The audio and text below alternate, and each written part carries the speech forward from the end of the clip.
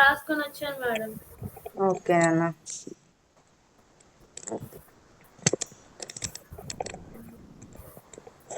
అదే అంటే మనము ప్రతి క్లాస్లో మనం ఏం నేర్చుకుంటున్నాం, కొత్త విషయం ఏమి మాట్లాడుకుంటున్నాం అనేదే మన ఫుడ్ ఇక్కడ. ఓకేనా? కొత్త విషయాలు చెవులతోటి తింటాం మనం కదా. చెవులు నిండా మంచి మాటలు వింటే మనసు నిండా హాయిగా ఉంటుంది కదా.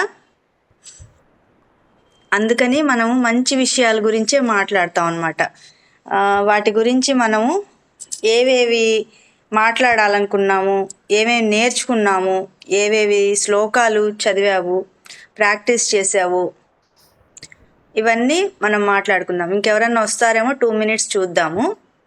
ఈ లోపల ఆ శ్లోకాలు ఏమన్నా ఉన్నవి మనం ఫస్ట్ నుంచి ఉన్నవన్నీ ఒక 2 టైమ్సో 3 టైమ్సో చదువునన్న. రాసుకున్నావన్నీ? రాసుకున్నాను మేడం. అయితే అవన్నీ ఒక 2 టైమ్స్ కానీ 3 టైమ్స్ కానీ చదువునాను.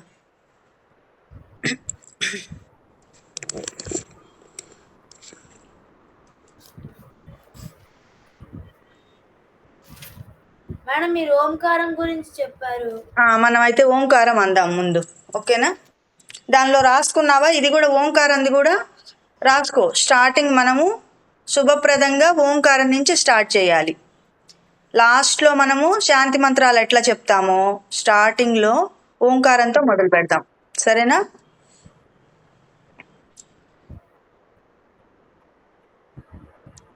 ఓంకారం అనేది చేద్దాం ఇప్పుడు మనం అందరం.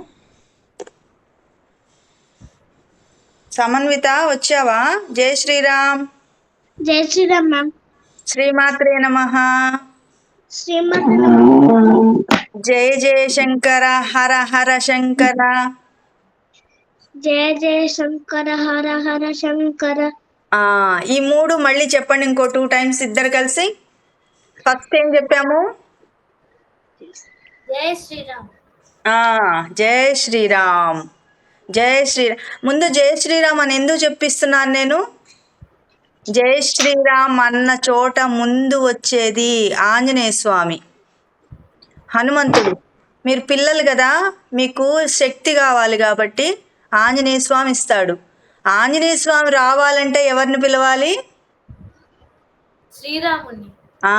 ఎక్కడ రామనామం వినిపించిందంటే ఆయన వచ్చి కూర్చుంటాడు ఒక పక్కన, చూస్తూ ఉంటాడు. మా రాముణ్ణి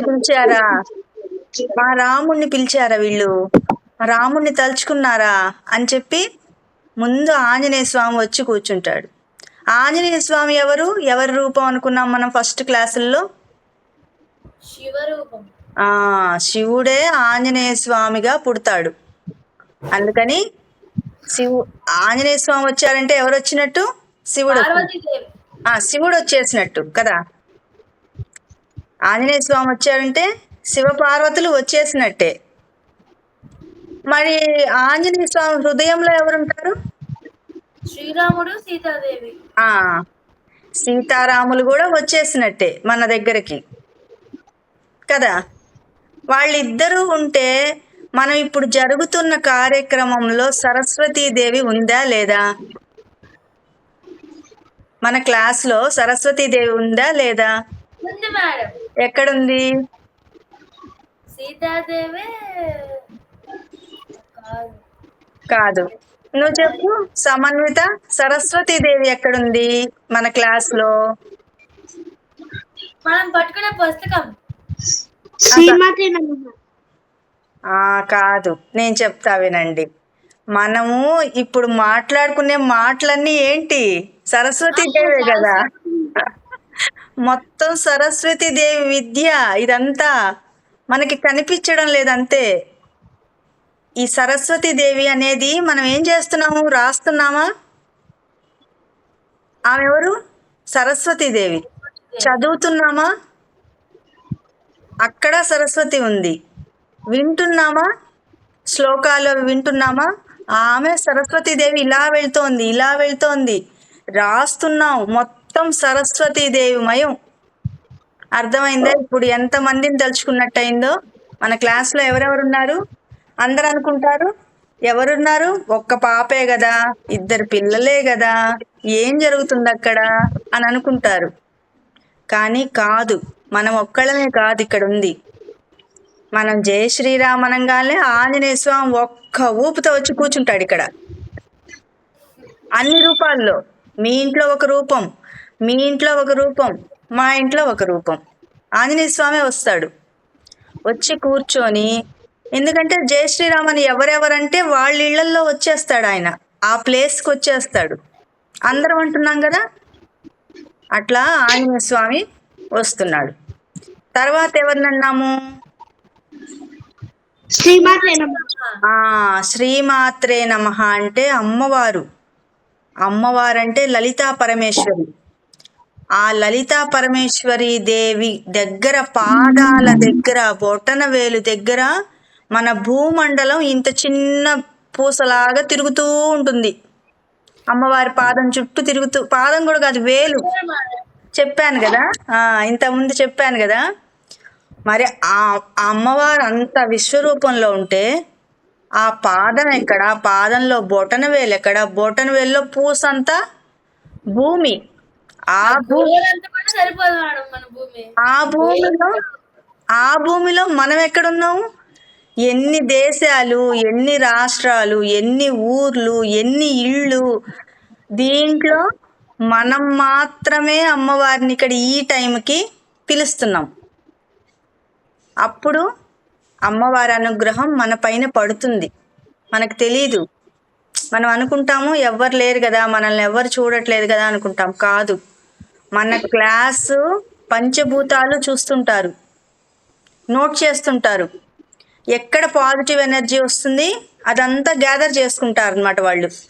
ఓ, సందీప్య వాళ్ళ ఇంట్లో ఇంత వచ్చింది పాజిటివ్ ఎనర్జీ, సమన్విత వాళ్ళ ఇంట్లో ఇంత వచ్చింది, తర్వాత మా ఇంట్లో ఇంత వచ్చింది అని తీసి పక్కన పెడతారు. పెట్టేం చేస్తారు?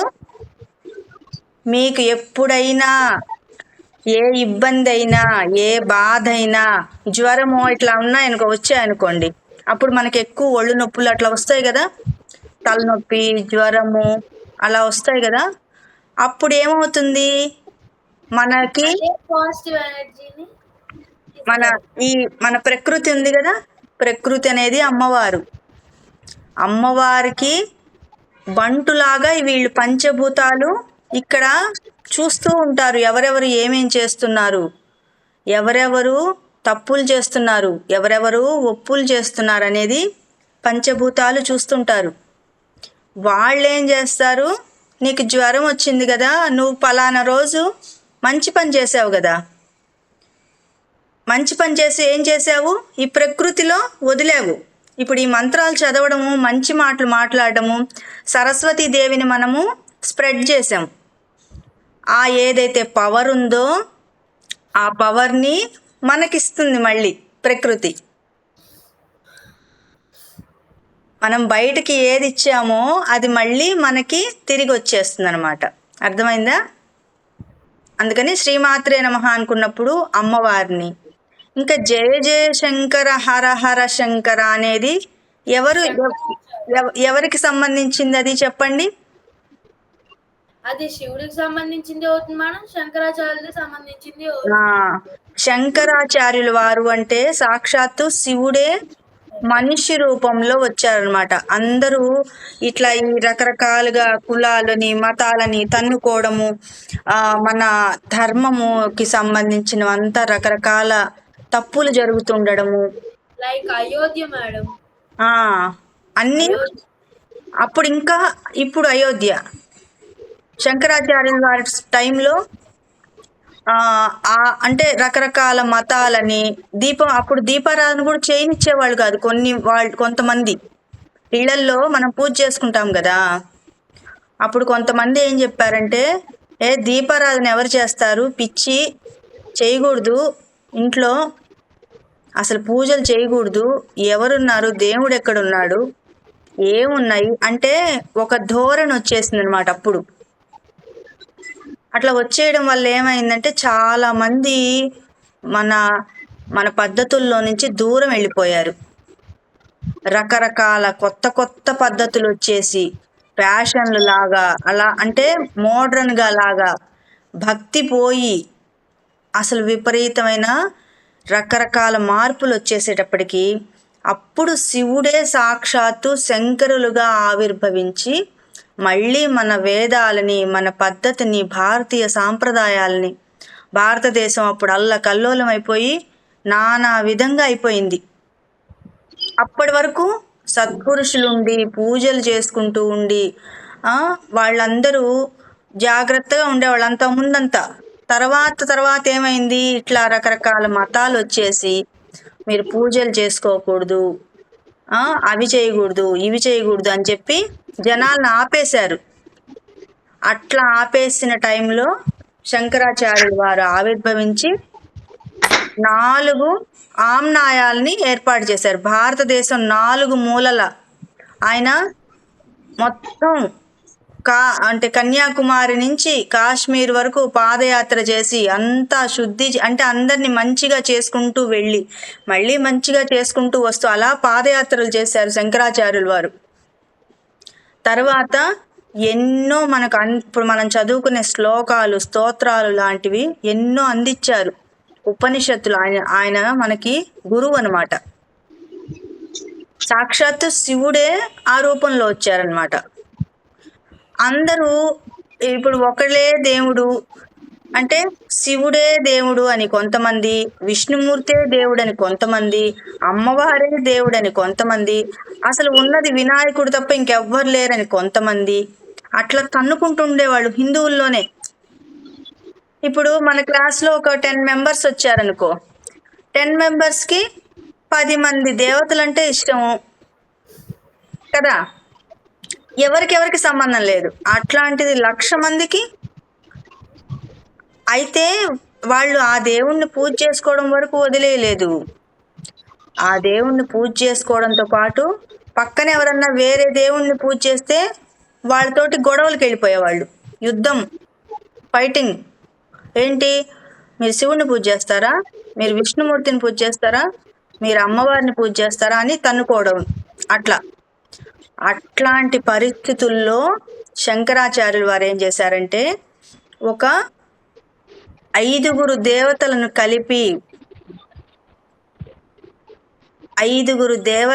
కలిపి మీరు వీళ్ళల్లో ఎవరినైనా పూజ చేయొచ్చు. శివుడు ఇష్టమైతే శివుడు ఉంటాడు ఫస్ట్, మధ్యలో అమ్మవారు ఉంటుంది. అమ్మవారు, వినాయకుడు, శివుడు, విష్ణుమూర్తి, సూర్యుడు పంచాయతనం అంటారు. ఆ పంచాయతనం అంటే ఏంటంటే 5 ముఖ్యమైన దేవతలు సపరేట్గా ఉన్నారు కదా. శివుడినే పూజ చేసేవాళ్ళు కొంతమంది, విష్ణువునే పూజ చేసేవాళ్ళు కొంతమంది, అమ్మవారినే పూజ చేసేవాళ్ళు కొంతమంది, అట్లా ఉంటే వినాయకుడిని పూజ చేసేవాళ్ళు కొంతమంది. అందుకని ఆయన శంకరాచార్యులు వారు ఏం చేశారంటే వీళ్ళ 5 పంచాయతనం అని ఒకటి క్రియేట్ చేశారు. ఉన్నదే, అందరు దేవుళ్ళు ఉన్నారు, అందరు భక్తులు ఉన్నారు. ఇట్లా గొడవలు పడి హిందువుల్లోనే అట్లా యుద్ధాలు చేసుకుంటూ తన్నుకుంటూ అట్లా ఉండకూడదు అని శంకరాచార్యులు వారు వీళ్ళందరినీ ఫ్రెండ్స్ చేయడం అన్నమాట. ఎనిమీస్గా ఉన్న వాళ్ళని ఫ్రెండ్స్గా చేసి సపరేట్గా వీళ్ళందరూ తన్నుకోకుండా ఉండేలాగా చేశారనమాట. ఓకేనా? ఏం చేశారు అక్కడ, ఏం చేశారు సందీప్య? శంకరాచార్యులేమో ఒక 5 దేవతల్ని కలిపి పంచాయతనంగా చేసి ఎవరినైనా పూజించవచ్చు అని చెప్పి నువ్వు రాసుకోవడం లేదేంటి లెసన్ చెప్తుంటే? ఇంతకుముందు రాసుకుంటావు కదా, రాసుకో. మళ్ళీ అవన్నీ నాకు చెప్పాలి. నువ్వు వేరే పిల్లలు వస్తారు, అప్పుడు నువ్వు చెప్పాలి కదా ఇవన్నీ. ఇప్పుడు చెప్పిందంతా రాసుకో. ఎక్కడి నుంచి ఎక్కడికి వెళ్ళామో మనకు గుర్తులేదు. సరస్వతీదేవి దగ్గర నుంచి ఎక్కడికి వెళ్ళిపోయాము? జై జై శంకర హర హర శంకర అనగానే శంకరాచార్యుల వారి దగ్గరికి వెళ్ళిపోయాం. రాసుకో, ఏమేం పాయింట్స్ చెప్పానో రాసుకో. ఈ లోపల సమన్విత ఓంకారం చెప్తుంది ఒక 3 times. చెప్పు నాన్న, ఓంకారం చెప్పు. మన ఇద్దరం చెప్దామా ఓంకారం సమన్విత? నేను నేను అంటాను, నాతో పాటు నువ్వు కూడాను.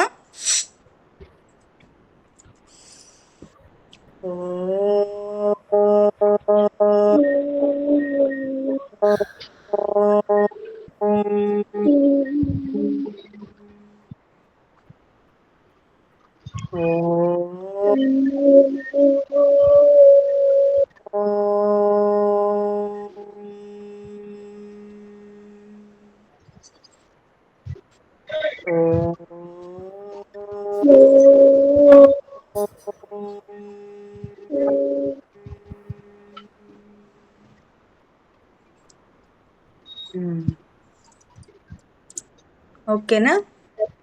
ఇప్పుడు ఇందాక మనం అనుకున్న దాంట్లో పంచాయతనంలో దానిలో మీరు ముఖ్య దేవతగా ఎవరినైనా తీసుకోవచ్చు. వాళ్ళల్లో అమ్మవారిని పూజ చేసేవాళ్ళు అమ్మవారిని ముఖ్య దేవతగా తీసుకొని మిగిలిన వాళ్ళని చుట్టూరా పెట్టుకోవచ్చు అన్నమాట. సూర్యుడు, విష్ణుమూర్తి, శివుడు, వినాయకుడు అట్లా పూజ చేసుకోవచ్చు అనమాట. అంటే అప్పుడు తన్నుకోరు కదా, ఎవరికి ఇష్టమైన వాళ్ళని వాళ్ళు పూజ చేసుకుంటూనే పక్క దేవతలని గౌరవిస్తారు. అదనమాట శంకరాచార్యుల వారు మనకు అందించినది.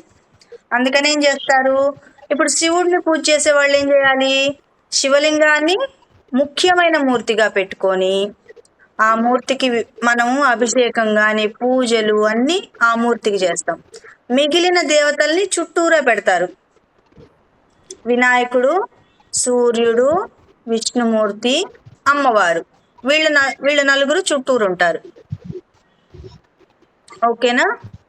అందుకని మిమ్మల్ని ఎవరైనా అడిగితే చెప్పాలి, మీరు ఏ దేవుణ్ణి పూజ చేస్తారు, మీరు ఎవరిని అనుసరిస్తారు, మీరు విష్ణుమూర్తిని అనుసరిస్తారా, శివుడిని అనుసరిస్తారా, అమ్మవారిని అనుసరిస్తారా అని అంటే మేము శంకరాచార్య స్వామి గురు పరంపరలో ఉన్నాము, మేము అందరినీ పూజిస్తాం. అంతే కదా, మనం నవరాత్రుల్లో అమ్మవారిని పూజ చేస్తాము, శివరాత్రికి శివుడిని పూజ చేస్తాము, కృష్ణాష్టమికి కృష్ణుడిని పూజ చేస్తాము, శ్రీరామనవమికి రాముడిని పూజ చేస్తాము, వినాయక చవితికి వినాయకుడిని పూజ చేస్తాము, ఇంకా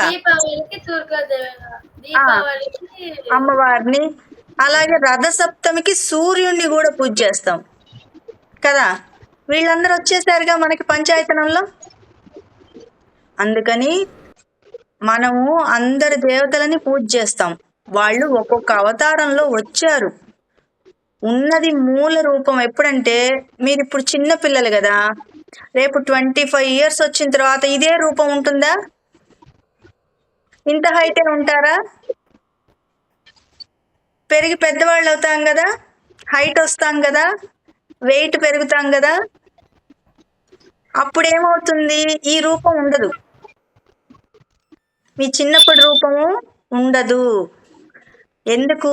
అట్లాగే దేవుణ్ణి పూజ చేసేటప్పుడు కూడా మనము మొదలు పెట్టామనుకో, ఇప్పుడు కొత్తగా పూజ మొదలు పెట్టాం, అప్పుడు ఏమవుతుంది, మన బుద్ధి కూడా చిన్నగా ఉంటుంది మనలాగా. అదేమవుతుంది, మనం పూజ చేయగా చేయగా చేయగా మీకు 25 years వచ్చిన తర్వాత ఎలా చేంజ్ అవుతారో, పూజ కూడా ఒక 25 ఏళ్ళు గనక పూజ చేస్తే, దేవుణ్ణి ఆరాధిస్తే 25 ఏళ్ల తర్వాత ఫస్ట్లో లాగా ఉండరు, చిన్నప్పుడు ఉన్నట్టు ఉండరు కదా పెద్ద అయిన తర్వాత. అట్లాగే మనం మొదట్లో పూజ మొదలు పెట్టినప్పుడు ఉన్నట్టుగా ఉండమన్నమాట. 25 ఏళ్ళు వచ్చేటప్పటికి మొదట్లో ఏమో వినాయకుడు, శివుడు, అమ్మవారు, విష్ణుమూర్తి, పార్వతీదేవి, ఆంజనేయ స్వామి ఇట్లా చెప్పుకుంటాం అన్ని పేర్లు. ఇంతమంది దేవుళ్ళు ఉన్నారు అని చిన్నప్పుడు అనుకుంటాం. అదే రెగ్యులర్గా రోజు కొన్ని సంవత్సరాలు చేసిన తర్వాత 25 ఏళ్ళు గనక చేస్తే అప్పుడు ఎలా అవుతారంటే, ఉన్నది ఒకటే దేవుడు కదా. మనం ఏదన్నా కావాలంటే ఏమనుకుంటాము, స్వామి అనో అమ్మవారనో ఒక్కళ్ళని అడుగుతాం కానీ ఆంజనేయ స్వామి నాకు పెన్ను కొనివ్వు, రాములు వారు నాకు చాక్లెట్ కొనివ్వు, అమ్మవారు నాకు బిస్కెట్ కొనివ్వు, ఆ విష్ణుమూర్తి నాకు స్కూల్ బ్యాగ్ కొనివ్వు, అట్లా అడగం కదా. అడుగుతావా? ఆ అంటే అర్థమైంది. చిన్నప్పుడు మనము చిన్నగా పూజలు మొదలు పెట్టినా కూడా ఒక కొంత వయసు వచ్చేటప్పటికి మనం పెరిగినట్టే ఆ జ్ఞానం కూడా పెరుగుతుంది. అందుకని రోజు రోజు మీరు భగవంతుణ్ణి రోజు పూజ చేసుకోవాలి, రోజు దండం పెట్టుకోవాలి. ఇంకా చిన్న పిల్లలు దండం పెట్టుకుంటే దేవుడికి అసలు ఎంత ఇష్టం తెలుసా? శివుడికైనా అంతే, అమ్మవారికైనా అంతే, విష్ణుమూర్తికైనా అంతే. మీకు ఎన్ని కథలు తెలుసు? విష్ణుమూర్తి పిల్లవంగానే వస్తాడు, పిల్లలంటే అంత ఇష్టం ఆయనకి. శివుడికి కూడా పిల్లలు అంటే ఆడపిల్లలైతే ఎంత పూజ చేసుకుంటారో వాళ్ళకి పెద్ద అయిన తర్వాత వాళ్ళ జీవిత భాగస్వాములు అంటే పెళ్ళప్పుడు కానీ పెళ్లి తర్వాత కానీ అంతా మంచి జరగడం కోసము పార్వతీదేవి అంతటి అమ్మవారే పెళ్లి గురించి, భర్త గురించి ఆమె అన్ని పూజలు వ్రతాలు శివుడికి సంబంధించినవే చేసింది. తపస్సు కూడా పార్వతీదేవి కూడా చిన్నపిల్లే కదా, చిన్నపిల్ల అయినా కూడా తపస్సులు చేసింది. నాకు పలానా మంచి మనిషి కావాలి, నాకు శివుడే కావాలి అని పార్వతీదేవి తపస్సు చేసి పూజ చేసి ఆమె తపస్సుకి మెచ్చి శివుడు పెళ్లి చేసుకున్నాడు. అంటే శివుడు కూడా మనం అడగంగానే మనం పెట్టే దృష్టిని బట్టి ఆయన కూడా మన కోరికలు నెరవేరుస్తాడు. ఏ దేవుడైనా అమ్మవారైనా అంతే. ఎందుకంటే మనం అందరం వాళ్ళ పిల్లలం కదా. అవునా? ఇంట్లో ఇప్పుడు 4 పిల్లలు ఉన్నారనుకోండి, 4 పిల్లలు, పేరెంట్స్ ఇద్దరు. అమ్మ వంటింట్లో వంట చేస్తూ ఉంటుంది. చేసేటప్పుడు పెద్ద అబ్బాయి వచ్చి అమ్మ నాకు ఆకలేస్తుంది అంటే ఏం చేస్తుంది? తినడానికి ఏదన్నా పెడుతుంది. అవునా? రెండో అబ్బాయి ఆకలేస్తుందమ్మా అంటే ఏం చేస్తుంది? పెడుతుంది వాడికి కూడా. మూడో అబ్బాయి నాకు ఏదన్నా పెట్టమ్మా అంటే పెడుతుంది. 4గో వాడు అడక్కపోయినా అమ్మే వెళ్ళి పెడుతుంది కదా. ఎందుకని? తల్లి కదా. అంటే పేరెంట్స్, తండ్రి అయినా అంతే కదా. ఇప్పుడు స్కూల్ ఫీజులు, ట్యూషన్ ఫీజులు నాన్నగారు కడతారు.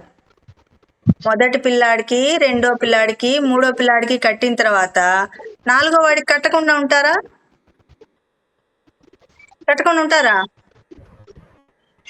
కడతారు కదా. అది తల్లిదండ్రుల ప్రేమ. వాళ్ళకి మీరు అడిగినా అడగకపోయినా, మీరు థ్యాంక్స్ చెప్పినా చెప్పకపోయినా మీ పేరెంట్స్గా వాళ్ళు మీకు అన్నీ ఇవ్వడానికే చూస్తారు పాపం. అర్థమైందా? ఇప్పుడు చెప్తుంది సందీప్య.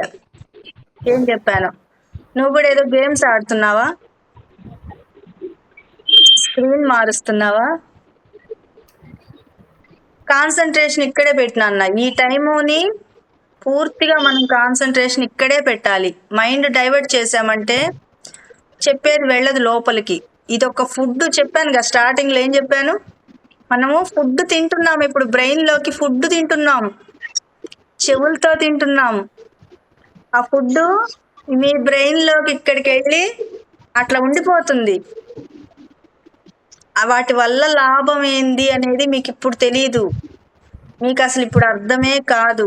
ఇప్పుడు మీరు తిన్న ఫుడ్ అది బ్రెయిన్లో ఎలా ఉంటుంది, ఎలా పనిచేస్తుంది అనేది మీకు తెలీదు. ఓకేనా? తర్వాత ఏ 30 ఇయర్స్కో మీకు గుర్తొస్తుంది. ఓ మనం చిన్నప్పుడు ఆ స్కూల్కి వెళ్ళాం కదా, ఆ మేడం మాట్లాడింది కదా, ఇది నాకు చిన్నప్పుడే తెలుసు కదా. నాకు ఎట్లా తెలుసు చిన్నప్పుడు? నేను ఇది ఎక్కడ విన్నాను? ఇప్పుడు శంకరాచార్యుల వారి గురించి ఎవరన్నా ఎక్కడన్నా మాట్లాడారనుకో, అది మీరు విన్నారనుకో, అప్పుడేమవుతుంది, అది మీరు సెకండ్ టైం వినడం అవుతుంది కదా. అండ్ చిన్న డౌట్, చెప్పమ్మా. ఇప్పుడు మీరు ఆంజనేయ స్వామి గురించి చెప్పారు కదా మేడం, మనం రామనామం జపించిన వెంటనే వచ్చేస్తాడని. అప్పుడు ఏ ఏ దేవతలు వస్తారు మేడం రామనామం అన్నప్పుడా? రామ అంటే మనకి ఓం నమ శివాయలో మా ఉంది కదా, ఆ అక్షరము, అలాగే ఓం నమో నారాయణాయలో రా ఉంది కదా, రా, ఆ అక్షరము అవి రెండు కలిపితేనే రామనామం. అంటే భేదం లేదు. రాముడు గొప్పవాడు, రాముడు చాలా గొప్పవాడు, కానీ రామనామము ఇంకా గొప్పది. ఎందుకంటే సగం విష్ణుమూర్తి, సగం శివుడు. ఈ మాట నేను చెప్పలేదు, రాముల వారే చెప్పారు. ఎప్పుడంటే ఆంజనేయ స్వామి వారు అక్కడ సీతాదేవిని వెతకడం కోసము రాళ్ళు వేశారు, చూసావా? తెలుసా? రాళ్ళు, రామసేతు తెలుసా? సేతు, ఆ బ్రిడ్జి కట్టారు, చూసావా? రాళ్లతోటి జై శ్రీరామ్ అని రాస్తారు. దానిపైన శ్రీరామ్ శ్రీరామ శ్రీరామ శ్రీరామ శ్రీరామ అని రాసినవి మునగలేదు. ఆ రాళ్ళు పైకి తేలే, నీళ్ళ మీద రాళ్ళు పైకి తేలే, మునగలేదు అవి. ఆ రాళ్ళు మునగవు. అప్పుడు శ్రీలంక దగ్గర ఉన్నాయి, నేను వెళ్ళి చూశాను. వెళ్ళారా మీరు? వెళ్ళారా? వెళ్ళలేదా? రామసేతు మూవీ వచ్చింది కదా మేడం మొన్న, అప్పుడెప్పుడో చూసాను మూవీలో. ఇప్పుడు ఉన్నాయి. మీరు వెళ్ళినప్పుడు కన్యాకుమారి వెళ్తే మన రామేశ్వరం ఉంది కదా, రామేశ్వరం వెళ్ళినప్పుడు మీరు కంపల్సరీ చూడండి. ఆ బ్రిడ్జి ఉంటుంది, బ్రిడ్జి ప్లేస్ ఉంటుంది, ఆ రాళ్ళు ఉంటాయి కదా, రాళ్ళు తేలే రాళ్ళు ఉన్నాయి ఇంకా అక్కడ, మీరు చూడొచ్చు. అన్ని జాగ్రత్తగా వెళ్ళినప్పుడు జాగ్రత్తగా. అందుకే మన భారతదేశమే గొప్పది. మనము కనెక్షన్ కట్ అయిందా? కనిపిస్తున్నానా? కట్ అయినట్టుంది. మన భారతదేశ ఈ గడ్డే చాలా గొప్పది, మహాత్ములు తిరిగే ప్లేస్ ఇది భారతదేశం అంటే. మునులు, సాధులు. మీకు ఎక్కడైనా కుక్క పిల్లలు కనిపించాయనుకో, అవి కుక్క పిల్లలు కాదు. అంటే పుణ్యక్షేత్రాల్లో అట్లాంటి చోట కానీ ఎక్కడన్నా కూడా మీకు జంతువుల రూపంలో కనిపించేవన్నీ జంతువులు కాదు. వాళ్ళు ఏదన్నా ముందు జన్మల్లో కర్మలు ఉంటాయి కదా, పెద్ద పెద్ద ఋషులు మునులు ఉంటారు కదా, వాళ్ళకి ఏదన్నా చిన్న కర్మ తప్పుగా ఎవరినన్నా మనసులో ఏదన్నా అనుకున్న కర్మ ఉంటుంది కదా, ఏదైనా పొరపాటు జరిగిన కర్మలు ఉంటాయి కదా, అవి తీర్చుకోవడం కోసం వాళ్ళు మహాత్ములు జంతువుల రూపంలో వస్తారు. అందుకని మనం ఎప్పుడు కూడా బయట కుక్క పిల్లలు, కాకులు, పక్షులు ఇవన్నీ ఉంటే వాటిని తన్నడము, తరమడము అట్లా చేయకూడదు. మన భారతదేశంలో ఈ భూమే అంత మహాత్ములు తిరుగుతుంటారు ఇప్పటికి కూడా. అందుకే విదేశాల నుంచి ఎంతమంది వస్తారు తెలుసా? ఇక్కడ చూసారా మీరు ఎప్పుడైనా టూరిస్ట్ ప్లేసుల్లో మంచి మంచి పుణ్యక్షేత్రాలు పూరి జగన్నాథ్ టెంపుల్, అన్ని చోట్ల భారతదేశం మొత్తము టూరిస్టులు ఎక్కడెక్కడి నుంచో వస్తారు విదేశాల నుంచి. వాళ్ళు మన దేవుళ్ళని పూజ చేయరు, కానీ వాళ్ళ సంస్కృతిలో, అంటే వాళ్ళు వెస్ట్రన్ కల్చర్ కదా, మన హిందువులుగా పూజ చేయరు, వాళ్ళు దండం పెట్టుకోరు. అట్లాంటి వాళ్ళు కూడా కృష్ణ భజనలు చేసుకుంటూ, లేదా శివుడిని తలుచుకుంటూ, అమ్మవారిని తలుచుకుంటూ, ఇక్కడ జరిగిన మహిమలు ఉన్నాయి కదా, ఎవరు తపస్సు చేసుకుంటే ఆ దేవుడు వచ్చేస్తాడు కదా మన భారతదేశంలో కదా.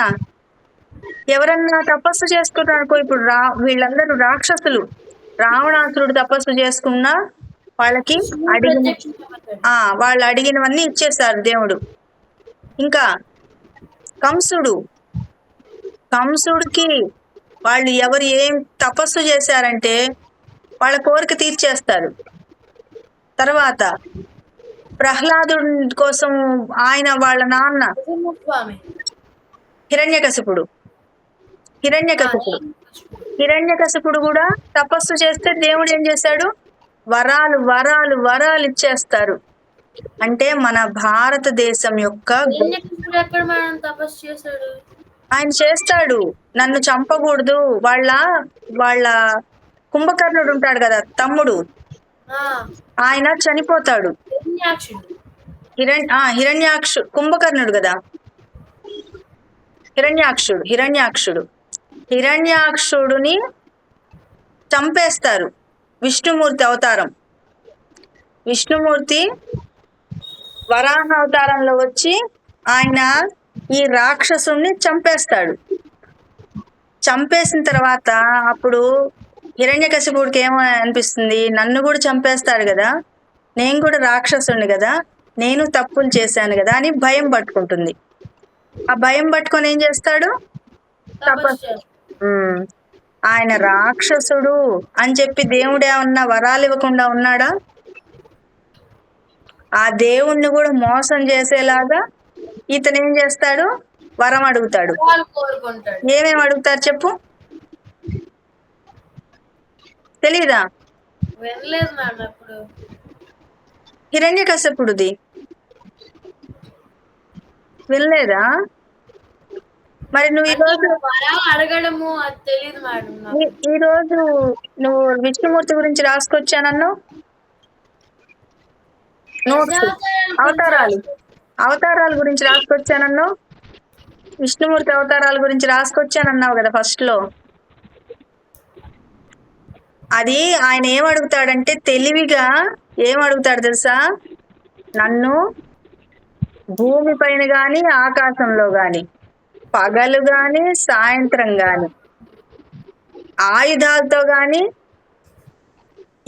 వేటితో కూడా మనుషులు కాదు జంతువులు కాదు, ఇంట్లో కాదు బయట కాదు, అట్లా ఇన్ని అనుకోని అడుగుతారు. సగం మనిషి సగం చంపేస్తాడు. అంటే భగవంతుడి మాయలో పుట్టిన మనకే ఇంత తెలివితేటలుంటే మనల్ని పుట్టించిన ఆయనకి ఇంకెంత తెలివితేటలుంటాయి కదా. ఆ రాక్షసుడిని పుట్టించిందే భగవంతుడు. ఆయనకి అంత ఆలోచన వచ్చింది అంటే అది దేవుడిచ్చిన జ్ఞానమే కదా. అయినా ఇప్పుడు ఏం చేశారు? సరే అయితే ఓకే తదాస్తు, నీకు ఇది కావాలా? ఇస్తాను, నీకేం కావాలో చెప్పు. ఇప్పుడు ఇందాక చెప్పాం కదా, చిన్నపిల్లలు వెళ్ళి వాళ్ళ పేరెంట్స్ ఏదన్నా అడిగితే వాళ్ళు ఏం చెప్తారు? పేరెంట్స్ కొనిస్తాము. ఏదన్నా వెళ్ళి ఇప్పుడు సమన్విత వెళ్ళి మమ్మీ నాకు ఈరోజు దోశ పోసి పెట్టాలి, ఇడ్లీ చేసి పెట్టాలి, చట్నీ వెయ్యాలి అని అడిగింది అనుకో, అప్పుడు అమ్మ ఏం చేస్తుంది? అయ్యో మా సమన్విత అడిగింది నేను చేసి పెట్టాలి అని చెప్పి చేసి పెడుతుందా? అట్లాగే భగవంతుడు కూడా, ఆయన రాక్షసుడు, హిరణ్యకశిపుడు రాక్షసుడు కదా, అందరినీ చంపేసేసాడు. అయినా కూడా ఆయన అడిగినప్పుడు, తపస్సు చేసి అడిగినప్పుడు ఒక తండ్రిలాగా భగవంతుడు ఏం చేశాడు? అలాగే నాన్న నీకు కొనిస్తా. మనకే చెప్తారు కదా, నీకు కొనిస్తాను సమన్విత, నువ్వు ఇది అడిగావు కదా, ఈ గౌన్ అడిగావు కదా, నీకు కొనిస్తాను అంటారు కదా. అట్లాగా దేవుడు కూడా ఏం చేశారు?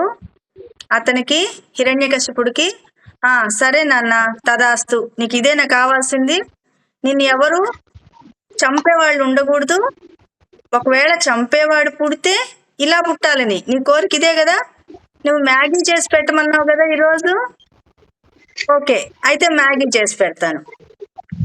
నీకు ఈరోజు ఇది కావాలి కదా, సరే. స్కూల్కి బుక్స్ కావాలా, సరే అయితే బుక్స్ తెచ్చిస్తా అన్నట్టే ఆయన భగవంతుడు కూడా హిరణ్యకశిపుడికి ఏం చెప్పాడు?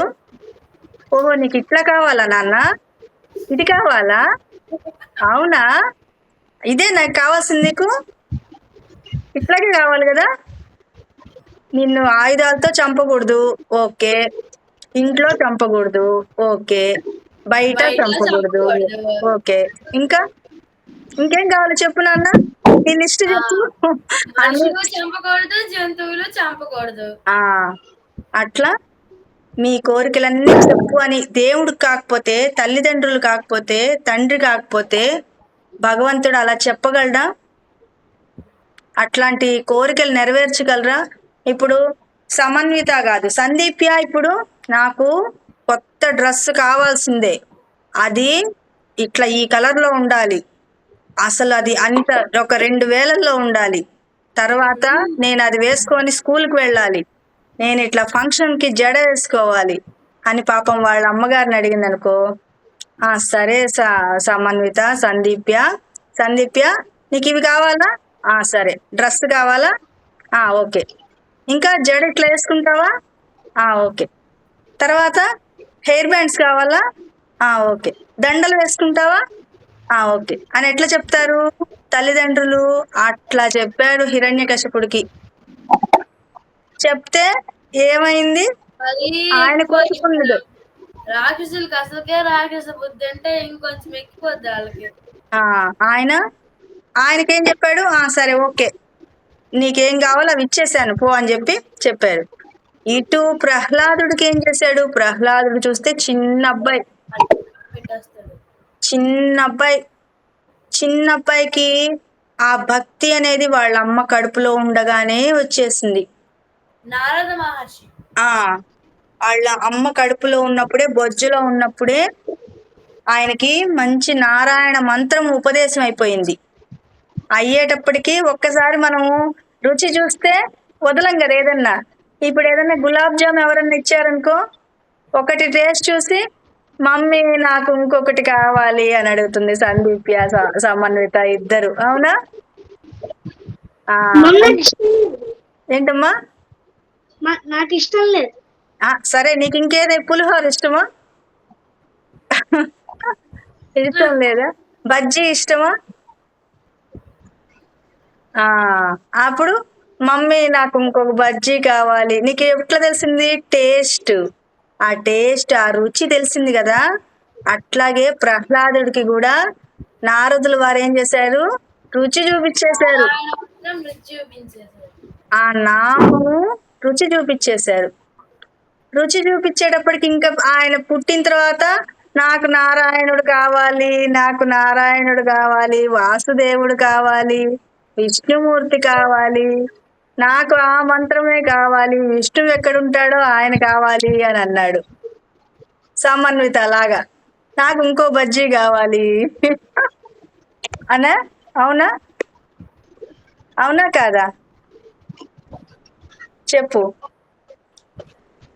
సమన్విత, నాకు ఇంకో బజ్జీ కావాలి అని అడుగుతావా నువ్వు? అట్లాగా ఏమైంది? ప్రహ్లాదుడు కూడా నాకు వాసుదేవుడు కావాలి, విష్ణుమూర్తి కావాలి అని చెప్పి అట్లా కనెక్ట్ అయిపోయాడు. అమ్మ కడుపులో ఉన్నప్పటి నుంచే రుచి చూశాడు విష్ణు మంత్రాన్ని, విష్ణు నామాన్ని. అది ఆయనకి అలవాటైపోయింది. అందుకని ఎవరైనా కూడా బొజ్జలో గనక మనం కూడా, ఇప్పుడు నేను మా అమ్మగారి కడుపులో ఉన్నప్పుడే మా అమ్మగారికి ఏది తినడం ఇష్టం ఉంటుందో అది నాకు ఇష్టం ఉంటుంది. ఇప్పుడు సమన్విత వాళ్ళ మమ్మీ బొజ్జలో ఉంది. బొజ్జలో ఉన్నప్పుడు మీ అమ్మగారికి ఒక స్వీట్ తినాలనిపించింది అనుకో, నీకు ఇప్పుడు స్వీట్ అంటే ఇష్టం ఉంటుంది. మీ మమ్మీ బొజ్జలో ఉన్నప్పుడు మమ్మీకి బజ్జీ తినాలని ఇష్టం ఉందనుకో, అప్పుడు సమన్వితకి బజ్జీ తినడం అంటే ఇష్టం ఉంటుంది. అర్థమైందా? ఏం చెప్పాను చెప్పు సమన్విత, ఏం చెప్పాను? ఏందో బజ్జీ అని మాత్రం అర్థమైంది మేడం, నాకు ఇంకేం అర్థం కాలేదంటుందేమో. అవునా? నువ్వు చెప్పు సందీప్య, నేనేం చెప్పానో చెప్పు, నీకేం అర్థమైందో చెప్పు. ఒకవేళ మనం ప్రహ్లాదుడు వాళ్ళ అమ్మ బొజ్జులో ఉన్నప్పటి నుంచి చెప్పు. ప్రహ్లాదుడు వాళ్ళ యొక్క తల్లి అమ్మ బజ్జలో ఉన్నప్పుడేమో నారద మహర్షి దగ్గర ఉంటాడు. నారద మహర్షి దగ్గర ఉంటుంది వాళ్ళ తల్లి. ఇంద్రుడు తీసుకొచ్చి అక్కడ ఉంచేస్తుండ నారద మహర్షి దగ్గర. అప్పుడు నారద మహర్షి ఏమో వాళ్ళ తల్లి గారికి నారాయణ మంత్రమే అలాగా ఉపదేశం చేసేస్తారు. అంటే ఇది ఎందుకు చెప్పానో చూడండి, ఒక పాయింట్ ఉంది ఇక్కడ. ఏం పాయింట్ అంటే, మనము మన అమ్మ బొజ్జలో ఉన్నప్పుడే మన ఆలోచనలు, మన ఇష్టాలు, మన మన బిహేవియరు మొత్తం వచ్చేస్తుంది. అంటే అమ్మ ఆ టైంలో లలితా సహస్రనామం చదువుతూ ఉందనుకో, అప్పుడు మీరు పుట్టిన తర్వాత మీకు లలితా సహస్రనామం అంటే ఇష్టం ఉంటుంది. అమ్మ అప్పుడు సౌందర్య లహరి చదువుతూ ఉందనుకో, మీరు పుట్టిన తర్వాత మీకు సౌందర్య లహరి అంటే ఇష్టం ఉంటుంది. తర్వాత అమ్మ అప్పుడు ఒక 10 శ్లోకాలు నేర్చుకొని ఉందనుకో సౌందర్య లహరి, మీకు ఆ 10 శ్లోకాలు ముందే వచ్చేసి ఉంటాయి. అంటే మీరు సగము అమ్మ బొజ్జలో ఉన్నప్పుడే నేర్చేసుకుంటారు. ఓకేనా? అందుకని అమ్మ అంటే ముందు మాతృదేవోభవ అని ఎందుకు అంటారు అంటే, మీకు ఆ జ్ఞానము అదంతా ఎక్కడి నుంచి వస్తుంది? తల్లి దగ్గర నుంచి వస్తుంది.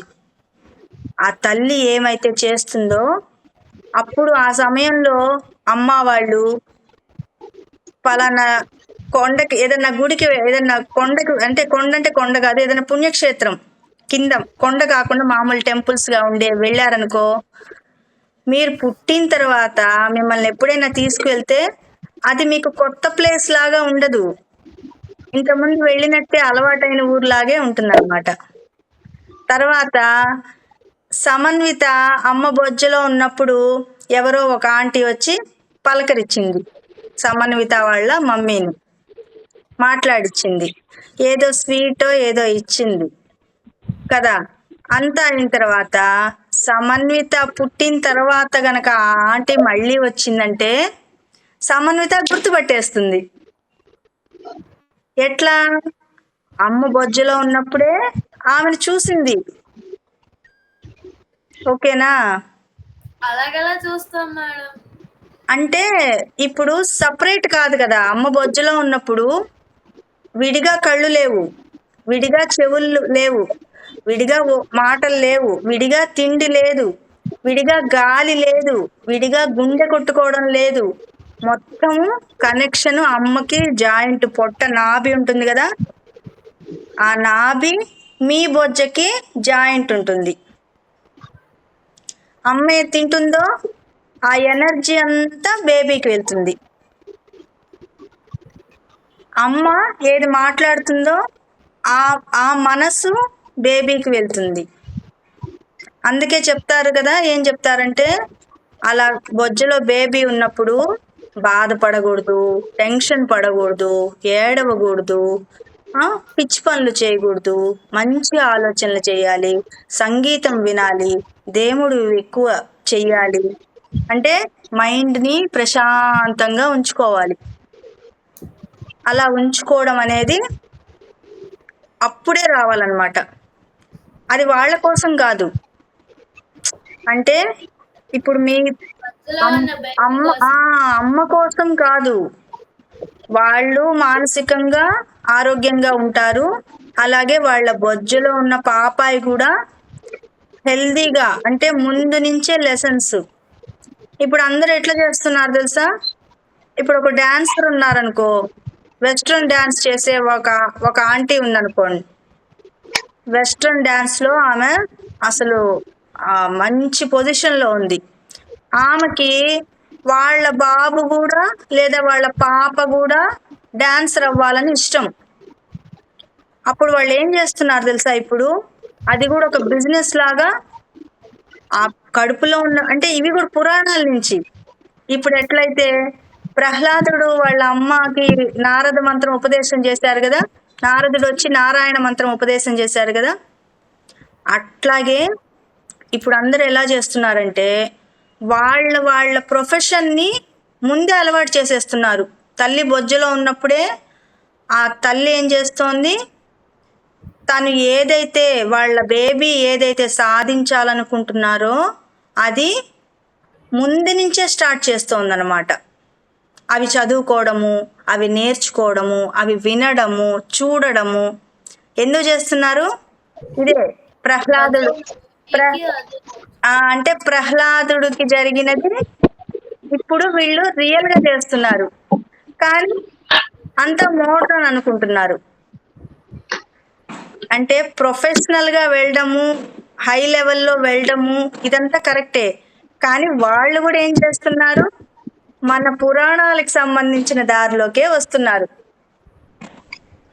మేము మోడ్రన్గా ఉంటాము, మేము సైన్స్ని నమ్ముతాము, మనం దేవుళ్ళని అంటే ఈ వేదాలు కానీ ఉపనిషత్తులు కానీ ఇదంతా నమ్మము, మేము సైన్స్ని నమ్ముతాము అనేవాళ్ళు కూడా ఇవి పాటిస్తున్నారు.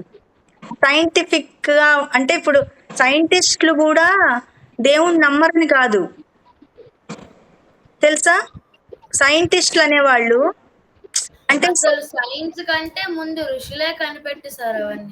మన ఋషులు ఇచ్చిన సారమే ఇదంతా, మన వేదాల సారము, ఉపనిషత్తుల సారము.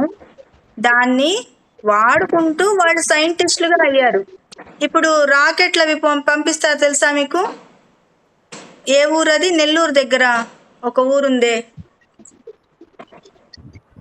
నెల్లూరు దగ్గర ఒక ఊరుంది కదా, సడన్ గా గుర్తు రావట్లేదు నాకు. అక్కడ రాకెట్లు పంపిస్తారు, పెద్ద పెద్ద సైంటిస్టులు ఉన్నారు. వాళ్ళు ఏం చేస్తారు తెలుసా? ఆ రాకెట్ వేరే చోటకి వెళ్ళడానికి ముహూర్తం పెట్టిస్తారు. సైంటిస్టులు కదా, సైంటిస్టులు అయినా కూడా భగవంతుణ్ణి నమ్మి ముహూర్తాలు పెట్టిస్తారు. ఎందుకు? ఇప్పుడు మనల్ని ఏం చెప్తారు అందరూ, మనం పద్ధతిగా ఉండి ముహూర్తాలు పెట్టించుకొని మంచి పనులు చేస్తుంటే మనల్ని ఏమో విక్రిస్తారు. మనల్ని అంటే ఎవరైతే సనాతన ధర్మాన్ని నమ్ముతారో వాళ్ళని వెక్కిరిస్తారు. ఏంటి మీరు ఇంకా ముహూర్తాలు పెట్టుకుంటున్నారా? పెళ్ళిళ్ళకి ముహూర్తాలు పెట్టుకుంటారా? ఇప్పుడు అసలు ఎవరి పాటికి వాళ్ళు వెళ్ళి పెళ్లి చేసుకుంటున్నారు అని వెక్కిరిస్తారు కావాలని. మనము తప్పు చేసేలాగా ప్రోత్సహించడం అది, కానీ తప్పు అది. పెళ్ళిళ్ళే కాదు, ఏదైనా తల్లిదండ్రులు చూసుకుంటారు, తల్లిదండ్రులే చేస్తారు. మనంతట మనము నిర్ణయాలు తీసుకోకూడదు. ఎవరైనా సనాతన ధర్మాన్ని నమ్మని వాళ్ళందరూ ఉంటారు కదా. ఇప్పుడు సందీప్యాకి చెప్తారు, సందీప్య ఏంది బొట్టు పెట్టుకుంటున్నావు? అసలు మనం ఎట్లా ఉండాలి? మోడ్రన్గా ఉండాలి. బొట్టు లేదు, జడ లేదు, ఇప్పేసి జడ విరగపోసేసుకొని బొట్టు లేకుండా అట్లా వచ్చేయండి, ఏం కాదు అని అంటారు. కానీ మీరు అవన్నీ పాటించకూడదు. ఏవైనా కూడా ముహూర్తాలు అవన్నీ కానీ, పద్ధతులు కానీ, సనాతన ధర్మం కానీ మనకి ఏది చెప్పిందో మన పెద్దవాళ్ళు అదే చెప్తారు. బయటంతా ఆడపిల్లల్ని తీసుకెళ్ళిపోయి వేరే చోట్ల అమ్మేసే వాళ్ళు ఉన్నారు. బస్ స్టాండ్లలో, రైల్వే స్టేషన్లలో, పుణ్యక్షేత్రాలలో పేరెంట్స్తో పాటు వెళ్తారా? వీళ్ళకి తెలియదు పాపం, చిన్నపిల్లలకి. మీకెందుకు చెప్తున్నాను వినండి. చిన్నపిల్లలకి తెలియక ఏం చేస్తారు, మేము అవి కొనుక్కుంటాము, ఇవి కొనుక్కుంటాము. అక్కడ ఎవరన్నా బెలూన్ కనిపించగానే ఆగిపోతారు పిల్లలు. వాళ్ళ పేరెంట్స్ ఏమనుకుంటారు, వస్తున్నారు మన వెనక అనుకుంటారు. వీళ్ళు బెలూన్ కోసం ఆగిపోతారు. కానీ ఆ బెలూన్లు, చాక్లెట్స్ లేదా మత్తు మందులు ఇట్లా మీకు చల్లే వాళ్ళు పిల్లలకి ఇంతమంది ఉంటారు. అన్ని చోట్ల, బస్ స్టాండ్లు, రైల్వే స్టేషను, ఊళ్ళల్లో అన్ని చోట్ల దొంగలు ఉంటారు, ఇలాంటి వాళ్ళు కూడా ఉంటారు. అందుకని జాగ్రత్తగా ఉండాలి, పేరెంట్స్తో పాటే ఉండాలి. మీరు వాళ్ళని ఇబ్బంది పెట్టకూడదు. మమ్మల్ని అక్కడికి తీసుకెళ్ళు, ఇక్కడికి తీసుకెళ్ళు, అవన్నీ కొనివ్వు, ఇవన్నీ కొనివ్వు అని అడగకూడదు. ఆడపిల్లలు ఇంటి పట్టునుంటేనే ధర్మం. ఎక్కువ బయటకు వెళ్ళి తిరుగుతూ ఉన్నారనుకో, అది ధర్మం కాదు, అధర్మము. ఎందుకు చెప్పారు అంటే, మన ఋషుల కాలం నుంచి, ఋషులవి చూసారా మీరు ఏమన్నా సినిమాల్లో? ఆడవాళ్ళు ఎక్కడ ఉంటారు? వాళ్ళ కుటీరాల్లోనే ఉంటారు. కుటీరాలు తెలుసు కదా, ఇళ్ళుని వాళ్ళు ఇట్లా ఆకులతోటి తడికెలతోటి అట్లా కట్టుకుంటారు. ఆడవాళ్ళు ఇంటి పట్టునే ఉండాలి. ఇల్లు దాటి వెళ్తే ఏమవుతుందో చూసారా? గడప దాటి వెళ్ళిన సీతాదేవి. అందుకని వినాలి, మాట వినాలి, గొడవ చేయకూడదు, అల్లరి చేయకూడదు. ఏది చెప్పినా మీ మంచి కోసమే. మీ అంటే పిల్లలందరి మంచి కోసం. సీతాదేవికి అంటే ఆ టైంలో ఆమె మనందరికీ ఆదర్శం కావడం కోసమే అలా జరిగింది. పురాణాల ప్రకారము అది ప్రాసెస్ ఉంది. అక్కడ రావణాసురుడు చనిపోవాలి అంటే ఇదంతా ప్రాసెస్. అమ్మవారు అట్లా వెళ్ళాలి, రాముల వారు వెళ్ళాలి, యుద్ధం చెయ్యాలి, రావణాసురుని సంహరించాలి. ఇది ప్రాసెస్. అందుకని అది జరిగింది. కానీ దాంట్లో మనం నీతి తీసుకోవాలి. ఇల్లు దాటి బయటికి పోకూడదు. ఇప్పుడు రాముడు లక్ష్మణుడు ఇద్దరు చెప్పారు అమ్మవారికి. ఏమని చెప్పారు? వద్దు, నువ్వు లోపలే ఉండు అని చెప్పి వెళ్ళాడు రాముడు. తర్వాత లక్ష్మణుడు ఏం చెప్పాడు? గీత గీసి నువ్వు రక్షణ రేఖ, లక్ష్మణ రేఖ అంటారు. గీత గీసి ఆ అమ్మవారికి సేఫ్టీ. ఎందుకంటే ఆడవాళ్ళకి ఖచ్చితంగా సేఫ్టీగా ఒకళ్ళు, ఇప్పుడు బాడీ గార్డ్స్ అంటారు కదా, బాడీ గార్డ్స్ లాగా మన ఇంట్లోని వాళ్ళే మనకి రక్ష. అది నాన్న కావచ్చు, అన్నయ్య కావచ్చు, ఎవరైనా మన వాళ్ళు, ఇంట్లో వాళ్ళు రక్ష అన్నమాట మనకి. వాళ్ళు చెప్పినట్టు వినకుండా, లేదు మాకు పిక్నిక్ వేశారు, సమన్విత కాదు, సమన్విత ఇంకా తక్కువ, ఇప్పుడు వాళ్ళకి పిక్నిక్ ఉండదు. సందీప్యాకి పిక్నిక్ వేశారు స్కూల్లో. వేస్తారా మీకు? అప్పుడప్పుడు వేస్తారు మేడం. ఎప్పుడైనా ఎక్కడైనా అలా వేసినప్పుడు జాగ్రత్తగా ఉండండి. ఇంట్లో గొడవలు చేయొద్దు. ఆడపిల్లలకి బయట అస్సలు బాలేదు. వాళ్ళు ఎలా జరుగుతుంది, ఏం జరుగుతుంది అని కాదు పరిస్థితి. అసలు మత్తు మంది ఇచ్చేసి తీసుకొని వెళ్ళి వేరే వేరే కంట్రీలకో, వేరే వేరే దేశాలకో, రాష్ట్రాలకో ఏ సామాన్ల లాగా మూటలు కట్టి పడేసేస్తే అట్లా తీసుకెళ్ళిపోతున్నారు ఆడపిల్లల్ని. మగపిల్లలు కూడా అలాగే తీసుకెళ్తున్నారో తెలియదు. నేను తిరుమల వెళ్తే పిల్లలు తప్పిపోయారని అనౌన్స్ చేస్తుంటారు మైక్లో. ఆ తల్లిదండ్రులు బాధపడిపోతుంటారు. మా అమ్మాయి కనిపించలేదు, రాలేదు, మాతో పాటే ఉన్నారని మైక్లో అనౌన్స్ చేస్తూ ఉంటారు. చూసారా ఎప్పుడన్నా? చూడలేదా?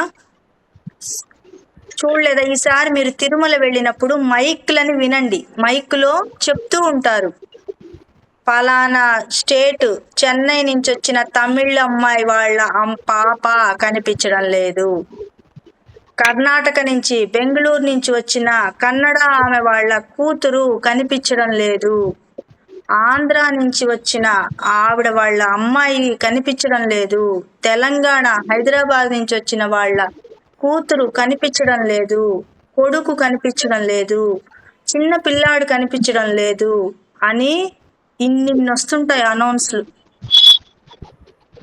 ఎందుకు? వాళ్ళకి తెలియదు పాపం, చిన్న పిల్లలు కదా. వెళ్తారు గుడికి వెళ్ళి అంటే కొంచెం పెద్ద పిల్లలు కూడా అలాగే మాయలో పడిపోతారు. అందుకని అమ్మ వాళ్ళు వద్దు అన్న పని చెయ్యకండి. మీ మంచికే చెప్తారు వాళ్ళు. బయట అస్సలు బాలేదు. చాలా జాగ్రత్తగా ఉండాలి మీరు ప్రతి విషయంలో. మీరు నీట్గా రెడీ అయినా జాగ్రత్తగా ఇట్లా కప్పుకోండి నీట్గా.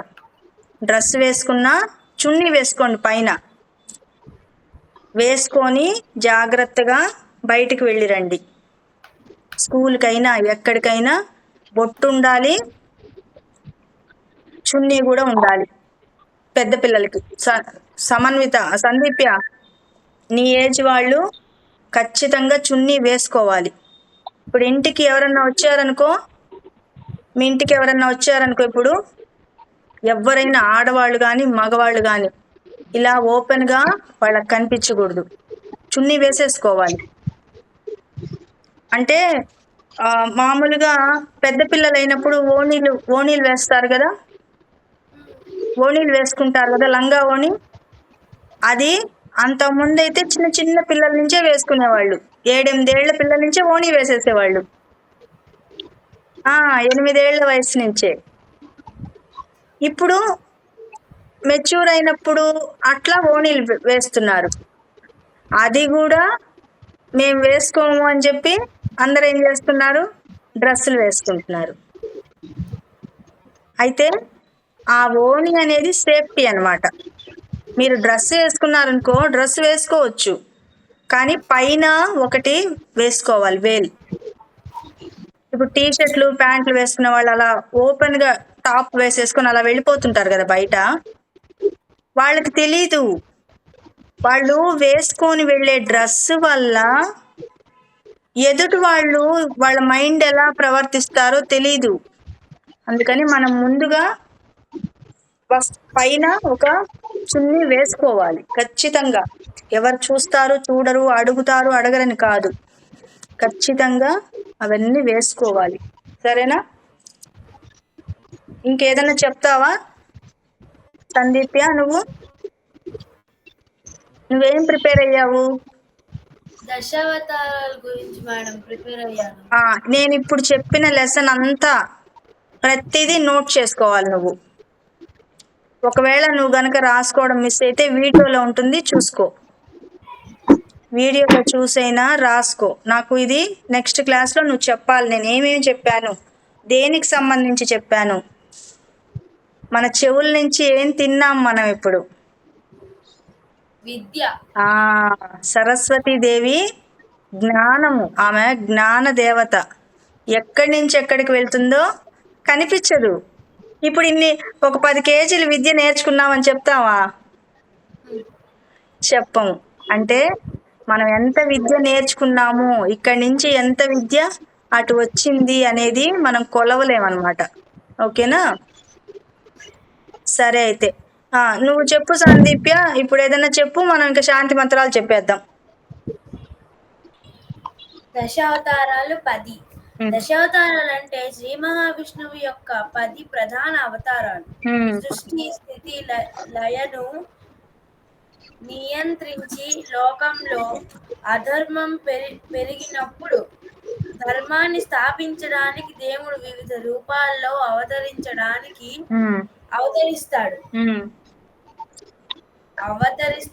హిందూ ధర్మం చెబుతుంది. శ్రీ మహావిష్ణువు యొక్క 10 అవతారాలు. మొదటిది మత్స్యావతారం. మహావిష్ణువు మీన రూపంలో వేదాలను రక్షించడానికి మనువును సంరక్షించాడు.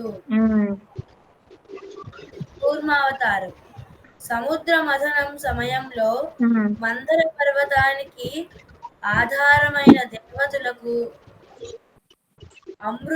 అమృతాన్ని పొందేలా చేశాడు. వరాహ అవతారం.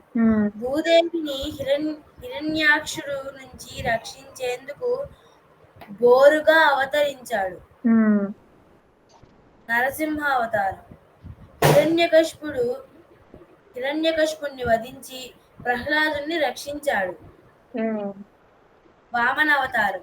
బలిచక్రవర్తిని 3 అడుగుల భూమి అడిగి తన అహంకారాన్ని తొలగించాడు. పరశురామ అవతారం. క్రూరమైన క్షత్రియులను నాశనం చేసి భూమికి సమత పునరుద్ధరించాడు. ఉమ్, రామావతారం అయోధ్య రాజైన దశరథునికి కుమారుడిగా జన్మించి ఉమ్, రాక్షసరాజైన రావణాసురుని సంహరించాడు. ఉమ్, కృష్ణావతారం ఉమ్, మానవ జాతికి భగవద్గీత ద్వారా ఉమ్, నీతి ధర్మాల పాఠం చెప్పి ఉమ్, మహాభారత యుద్ధంలో ధర్మానికి ఆధారంగా కల్పించాడు. ఉమ్, బుద్ధావతారం ఉమ్, అతివాదం బలిని నిరాకరించి శాంతి మార్గం చూపించాడు. ఉమ్, ఆఖరిది కల్కి అవతారం ఉమ్, కలియుగాంతంలో అవతరించి ఉమ్, అధర్మాన్ని అంతం చేసి ఉమ్, ధర్మయుగాన్ని నెలకొల్పిస్తాడు. ఉమ్, వీటిలో ప్రతి ఒక్క అవతారం సమాజంలో ధర్మస్థాపనకే కాకుండా భౌతిక ప్రపంచంలో న్యాయ సమాత పునరుద్ధి ప్రతీకగా పరిగణించబడింది. హిందూ సాంప్రదాయాలు ఉమ్, హిందువును లోకపాలకుడిగా ఉమ్, పరిరక్షకుడిగా భావించి ఉమ్, ఈ దశావతారాల ద్వారా ఉమ్, ఆయన దివ్య కార్యాలను ఉమ్. సందర్శించుకుంటాయి. Very good. క్లాప్స్ కొట్టు సందీప్, సమన్విత. నాకు మీ ఇద్దరి పేరు కన్ఫ్యూజ్ అవుతాను. Very good, very good, very good. చాలా బాగా రాసావు, చాలా బాగా ప్రిపేర్ అయ్యావు. Very good. నేను పాట పాడతాను. నువ్వు పాడతావా? ఓకే, పాడదు గాని. సందీప్య, నువ్వు దత్తావతారాల గురించి, గురు చరిత్ర గురించి తెలుసా నీకు? గురు చరిత్ర గురించి తెలుసుకొని గురు చరిత్ర బుక్ ఎక్కడుందో కనుక్కో. మీ ఇంట్లో ఉందా, ఎవరింట్లో అన్నా ఉందా కనుక్కో. దాంట్లో దత్తావతారాలు అని ఒక 21 ఉంటాయి. అవి నోట్ చేసుకొని నెక్స్ట్ క్లాస్లో నువ్వు చెప్పాలి. ఎవరి దగ్గర ఉందో ఆ బుక్ కనుక్కొని దత్తావతారాలని ఉంటుంది, ఫస్ట్లో కానీ లాస్ట్లో ఉండొచ్చు, లాస్ట్లో ఉంటుంది, చూసి అవి ఏమేంటి అని రాసుకో. తర్వాత నీకు హోంవర్క్ ఇంకొకటి ఏంటంటే, ఆ గురు చరిత్ర అనే బుక్ నువ్వు తెచ్చుకోవాలి. గురు చరిత్ర అనేది దత్తాత్రేయ చరిత్రది. ఆ గురు చరిత్ర అనే బుక్ తీసుకొచ్చుకొని దాంట్లో 52, ఒక్కొక్క బుక్స్లో 52 అధ్యాయాలు ఉంటాయి, ఒక్కొక్క బుక్స్లో 53 అధ్యాయాలు ఉంటాయి. దానిలో నువ్వేం చేయాలంటే ఆ బుక్ ఒకటి కొనుక్కొచ్చుకొని, ఎక్కడైనా ఉంటాయి బుక్ స్టాల్స్లో, దేవుడి బుక్స్ దొరికే దగ్గర ఉంటాయి, లేదంటే ఆన్లైన్లో చూసి తెప్పించుకో. ఒకటి 100 లోపే ఉంటుంది, 70, 80, 100 లోపే ఉంటుంది. అది రోజుకొక అధ్యాయం నువ్వు చదవాలి. పొద్దున పూట నీకు స్కూల్ ఎన్నింటికి వెళ్తావు? 8:30 మేడం. నువ్వు అప్పుడు స్నానం చేసేసి ఒక్క అధ్యాయం చదువుకో. ఇబ్బంది రోజుల్లో కాకుండా మంచిగా ఉన్నప్పుడు. అవునా, ఓకే ఓకే, అయితే సరే, అయితే నువ్వు ఇంకెప్పుడైనా చదువుకోవచ్చు, ప్రాబ్లం లేదు. ఓకేనా? ఈసారి ఆ టాపిక్ మాట్లాడాలి. అంటే పిల్లలు ఫుడ్ సరిగ్గా తినక చిన్న చిన్న పిల్లలుగా ఉన్నప్పుడే మెచ్యూర్ అవడాలు అవుతున్నాయి. స్కూల్లోని 2nd క్లాస్. అదే, అందుకే వాటి గురించి మాట్లాడాలి నెక్స్ట్ క్లాస్లో. నేను చెప్తాను. మీరు ఇప్పుడు నీకు మంచి టైము, అసలు బాలగా అమ్మవారుగా ఇప్పుడు నువ్వు ఈ గురు చరిత్ర పారాయణము రోజుకొక అధ్యాయం నువ్వు చదవాలి. మన క్లాస్లో ప్రతిసారి ఒక్కొక్క అధ్యాయం గురించి నువ్వు నాకు చెప్పాలి. అది చదువుతావా చెప్తావా అనేది నీ ఇష్టం. ఓకేనా? ఎన్ని అధ్యాయాలు ఉంటాయో అన్ని అధ్యాయాలు మనకి ఒక్కొక్క వారం ఒక్కొక్కసారి చెప్పాలి. ఓకేనా? అప్పుడు అది దానిలో అసలు ఎన్ని కథలు ఉంటాయో, ఎంత డీటెయిల్స్ ఉంటాయంటే, అమ్మాయిలు ఎలా ఉండాలి, అబ్బాయిలు ఎలా ఉండాలి, ఆ పెద్దవాళ్ళతో ఎలా ఉండాలి, అన్ని దానిలో ఉంటాయన్నమాట. అందుకని మీరు చిన్నప్పుడే తెలుసుకోవాలి అలాంటివన్నీ. పెద్ద అయిన తర్వాత తెలుసుకొని ఏం లాభం? ముందు తెలియాలి కదా, చిన్నప్పుడే తెలియాలి. ఓకేనా? సరే, అయితే ఇప్పుడు సమన్విత పాట పాడుతుంది. ఏం పాడబోతున్నావు? రామచంద్ర పాడినల్లా. రామచంద్రాయ జనకరాజ రామమోహనాయ మామక కృష్ణదాయ మంగళం కోసరే సాయమంతః సదాశ పోషణ వాసవారు పుట సర్వదాయ మంగళం చారుకి కుమోపేత చందనార చర్చిత హారకటక శోభితాయ భూతి మంగళం లలితరత్న కుండలాయ తులసీ వనమాలిక జలజ సపురేహాయ సుపుత్రాయ దేవదేవోత్తమాయ చాపజా గురువరాయ భవ్యమంగళం పుండరీకాక్షాయ పూర్ణ చంద్రాయ అండజావాహనాయ మంగళం రామదాసమురకృతయతాగ్రతం స్వామి భద్రగిరివరాయ సర్వమంగళం స్వామి భద్రగిరివరాయ సర్వమంగళం స్వామి భద్రగిరివరాయ సర్వమంగళం. Very good. క్లాప్స్ కొట్టు Sangeetha. Very good, very good. భలే పాడావే. బై హార్ట్ చేసేసావా నువ్వు? అవునా? ఏంటమ్మా, వచ్చా? Very good. ప్రాక్టీస్ చేసి, నువ్వు ఎలా ప్రాక్టీస్ చేస్తావంటే బై హార్ట్ చేసేసి ఒకటే పాట తీసుకో. ఇప్పుడు నీకు వచ్చిన పాట గరుడ గమన ఉంది కదా, అది ఒక్కటే తీసుకొని ఒక వారం రోజులు పొద్దున మధ్యాహ్నం రాత్రి, పొద్దున మధ్యాహ్నం రాత్రి 3 పూట్లు అదే పాడుతూ ఉన్నావు అనుకో, నెక్స్ట్ సండేకి నీకు నోటెడ్ అయిపోతుంది. అంటే మనం నోట్స్ కోసం వెయిట్ చేయకూడదు. బై హార్ట్ చేసి పెట్టుకున్నాం అనుకో, రేపు మీరు ఎక్కడికన్నా వెళ్తారు ఫంక్షన్కి, పెళ్ళికో, గుడికో, ఎవరింట్లో అన్నా కలుస్తారు. ఏదమ్మా ఒక పాట పాడు అంటే, నా బుక్స్ ఇంట్లో ఉన్నాయండి, మా ఇంటికి రండి పాడి వినిపిస్తానంటావా? అందుకోసం మనం ఏం చేయాలంటే కొన్ని సెలెక్టెడ్వి బాగా బై హార్ట్ చేసి పెట్టేసుకోవాలి, పక్కన నేర్చి పెట్టేసుకోవాలి. ఎవరన్నా అడిగితే టక్కన అదే పాడాలి. ఓకేనా? దాన్ని ప్రాసెస్ ఎట్లా చెప్పాను చెప్పు సమన్విత, ఎట్లా బై హార్ట్ చేయాలని చెప్పాను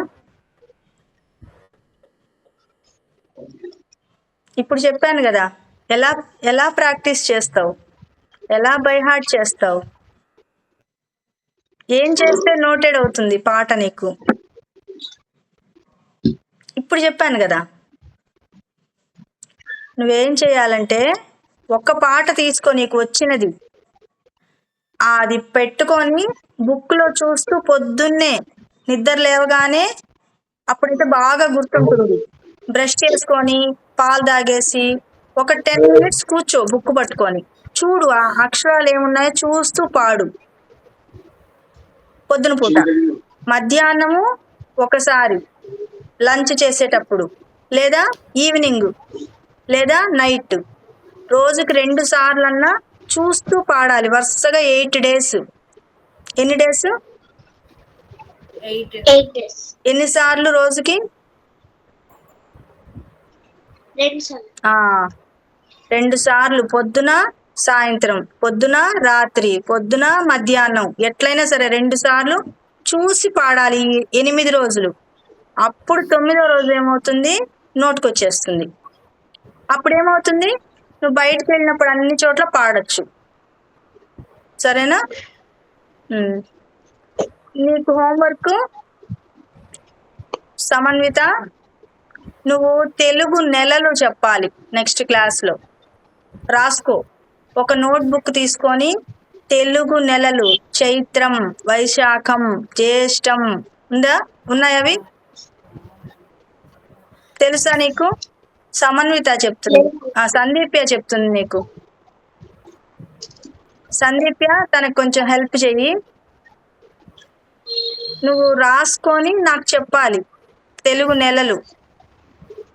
సరేనా? అది నీకు హోంవర్క్. సందీప్యకేమో గురు చరిత్రం. గురు చరిత్ర నువ్వు కలెక్ట్ చేసుకొని పెట్టుకోవాలి. దానిలో దత్త అవతారాలు చెప్పాలి నెక్స్ట్ క్లాస్కి. ఓకేనా? సరే, అయితే మనం శాంతి మంత్రాలు చెప్పేద్దాం. కళ్ళు మూసుకొని దండం పెట్టుకోండి. సర్వే భవంతు సుఖినః, సర్వే సంతు నిరామయాః, సర్వే భద్రాణి పశ్యంతు మా కశ్చిత్ దుఃఖభాగ్ భవేత్. ఓం శాంతి శాంతి. లోకా సమస్తా సుఖినో భవంతు.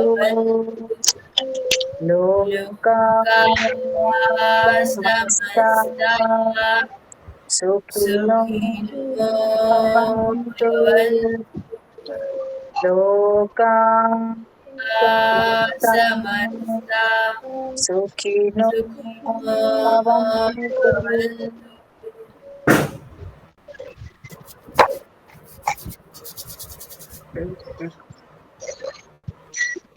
ఇది శాంతి మంత్రాలది. నువ్వేం చేస్తావంటే ఒకసారి నాతో పాటు రాసుకుంటున్నాను. శాంతి మంత్రాలు రాసుకోలేదు కదా, ఇప్పుడు క్లాస్ అయిపోగానే గబగబా వెళ్ళిపోకుండా ఇప్పటి వరకు ఏం చెప్పానో వెంటనే నోట్ చేసుకోండి. వెంటనే మనం ఏం మాట్లాడాను, నేను ఏం చెప్పాను, ప్రతి పాయింట్. సందీప్య నువ్వు రాసుకోవాలి, సమన్విత నువ్వు కొంచెం రాసుకోవాలి, రాయాలి. నీకు వచ్చా రాయడం? రాదా? కాపీ చేసి ఉంచుకున్నాను మేడం. ఏంటమ్మా? కాపీ చేసి ఉంచుకున్నాను. నువ్వా? ఇప్పుడు మీరు చెప్పినవే కాపీ చేసి ఉంచుకున్నాను. ఎలాగా? నేను ల్యాప్టాప్ లో చేస్తున్నాను మేడం. అది సీసీకి అప్లికేషన్ నొక్కేస్తే చాలు, మనం మాటలు చెప్పినవన్నీ తెలుగులో రికార్డ్ చేసుకోవచ్చు. ఓహో, ఓకే. అయితే అలా సేవ్ చేసుకొని ఇవన్నీ నేనేంటంటే ఎప్పుడంటే నేను క్లాస్కి రాలేదనుకో, అంటే వీడియో ఆన్ చేసుకోవడానికి కుదరలేదనుకో, ఈ టాపిక్స్ ఉన్న పిల్లలు ఎవరైతే ఉంటారో వాళ్ళకి నువ్వు చెప్పాలి. సమన్విత ఒక్కటే ఉన్నా కూడా నిన్ను చెప్పమంటే నువ్వు చెప్పాలి తనకి. అట్లా ప్రిపేర్ అయ్యి ఉండాలి నువ్వు. ఆ నోట్స్ అంతా ఒక బుక్లో రాసి పెట్టుకో. ఒక డైరీలు ఉంటాయి కదా, కొత్త డైరీలు వస్తాయి కదా, ఆ డైరీల్లో మనం ఫస్ట్ క్లాస్ నుంచి ఏం నేర్చుకున్నామో అదంతా సేవ్ చేసి పెట్టుకో, రాసి పెట్టుకో. ఆ బుక్స్ జాగ్రత్తగా పెట్టుకో. ఓకేనా? సమన్విత ఏం చేస్తావంటే నువ్వు తెలుగు సంవత్సరాలు రాసుకొని రానన్నా.